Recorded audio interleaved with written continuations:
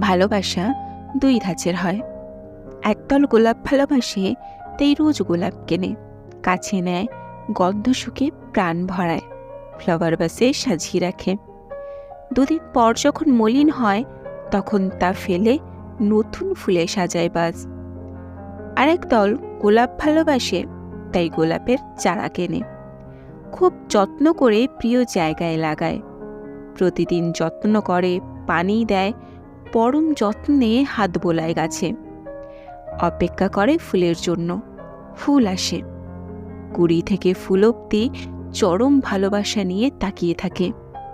ফুল ছেড়ে না, তাই বাঁচে আরও কিছুদিন বেশি। তারপর মলিন হতে শুরু করে, পরম যত্নে তাকিয়ে দেখে শেষ পাপড়ি পড়ে যাওয়া অবধি। আবার যত্ন করে নতুন ফুলের আশায়।